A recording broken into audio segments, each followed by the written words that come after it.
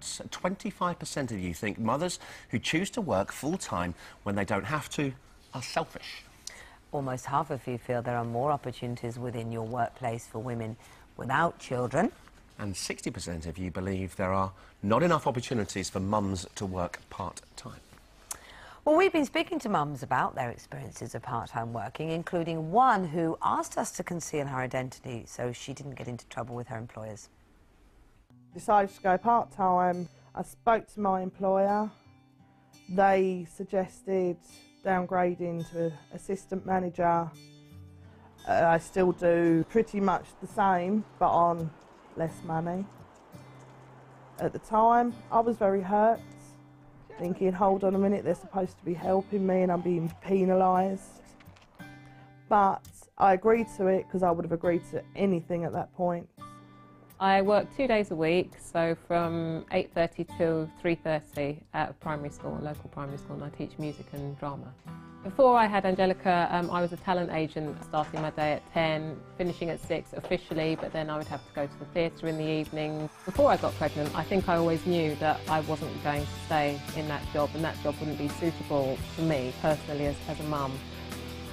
I work part-time for a cancer charity, Cancer Support Bradford and Airedale. I work 20 hours a week. I work mornings, which fits in with the children and picking the children up from school. I think the worst thing for me is actually leaving my colleagues, because I only work mornings and I know there's an afternoon's work to do. I feel really guilty for leaving, and for the first 6 months I constantly brought work home. Luckily the job I'm in, the people are really understanding, and you know, they're saying, you know, you shouldn't be bringing work home, you only work the hours that you do. If you plan it and you work hard and you find a decent job, it is worth it. It really is worth it, working part-time and being a mum. Work for her. We're joined now by Karen Mattison, who runs Women Like Us, a recruitment agency for mums wanting to work part-time, and Professor Susan Marlow from the Institute for Small Businesses and Entrepreneurship. Let's have a chat to you first of all, Susan. Is it going to be negative for people wanting to develop their career being part-time, in your view? Well, according to the research, yes it is, because, you know, listening to those interviews there, it's a case of you're damned if you do and you're damned if you don't. Because we have expectations, clearly, when women have children. You've got to be a good mum, you've got to take care of your child, you've got to give your child the best opportunity you can.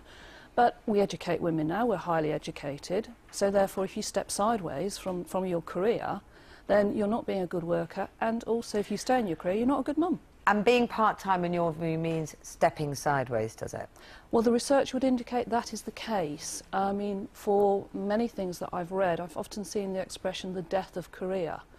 Because there is a perception, which is not borne out in reality, but there is a perception that women give up their affiliation to the organisation because they are strongly affiliated to the home. And the case in point was the woman in the interview that said, I'm bringing work home, so I'm still doing a full-time job, but I'm doing it for part-time wages. What a bargain. Do you agree, Karen? Well, I think it's a really interesting time, I think, in sort of part-time and the perception of part-time, because we set up Women Like Us 7 years ago because of the real hunger that we saw in women across London who desperately had skills, who had experience, who had management experience, but couldn't find anything to apply for. And that was my own personal situation. I've spent a year just waiting to see one job to apply for. And yet, on the other side, there are thousands of employers who want to access that talent, but on a part-time basis, because they get a great deal. They could get £40,000 per person for £20,000. They get a great deal because they get all that experience, and they get someone who wants to have the income and the change of coming in part-time. But that doesn't equate to developing a career, does it? I mean, if you had to choose between someone who was full-time, say, for a managerial role, and someone that's part-time, could you blame the employer for going for the person that was going to be there all the time? I think you're absolutely right. I think the important thing is that jobs are designed properly in the first place. So there's no point in shoehorning a job that really is full-time and trying to squeeze it into part-time hours. That means not necessarily promotion, doesn't it? But actually, more and more employers are thinking, actually, do I need somebody 5 days a week for that job? Actually, that's a managerial role, but I need them 3 days, and I'd rather pay them that and get somebody of more senior skills than get them on a junior basis. So what do you make of that then, and the success of an agency like Women Like Us would suggest perhaps that there is a place for women in the workforce? Do you know, I really believe there is, but it's getting that message across to organisations themselves, and clearly my experience is in smaller firms. I've interviewed an awful lot of small firm owners, and what they know how to do is either make something or do something. You know, they're not experts in managing people, and nor should they be. The first senior manager they employ is always a finance director, the last one they employ is a HR director, because generally a lot of them are either male-owned or family-owned companies, and they think, well, you know, sort of managing people's easy. It's not a difficult task, and yet what we find then is, you know, so there's a great deal of strategic opportunity which is lost.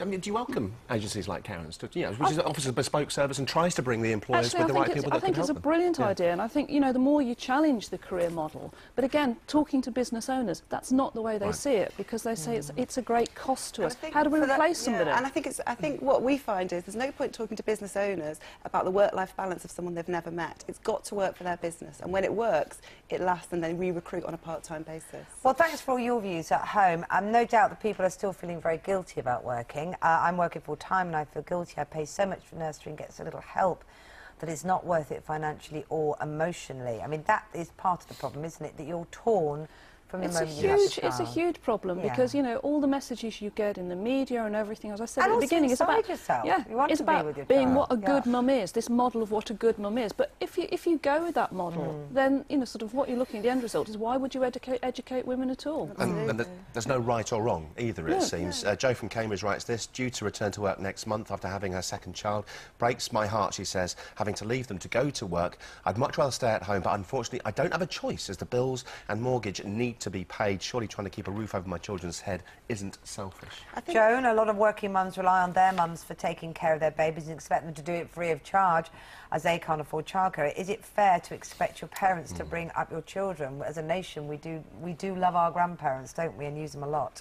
I think that if working mothers stopped working, the country would basically grind to a halt. So I think that's the reality, and I think what we really need to understand is there are 8 million people also working part-time. So this is not a situation that's going to change, but what we need is more understanding about it. Yeah, you both agree on that, absolutely. Yes, yes, we do. And I mean, the other thing we've had a few from men as well, actually, just to point out, it's not just women who are torn between... Oh, yeah, sorry, Mike Saunders. Yeah, we should tip our cap to Mike at least. I work constant shifts while my wife is at home looking after our 2 boys. She'd like to go back to work, but at the moment she can't, as we can't afford the childcare, as the government wants to take the childcare benefits away from working families. Obviously, it's the men in the house that are being affected as well. Well, thanks very much for all your views on it as well, and for yours at home as well. It's fascinating to hear what you think.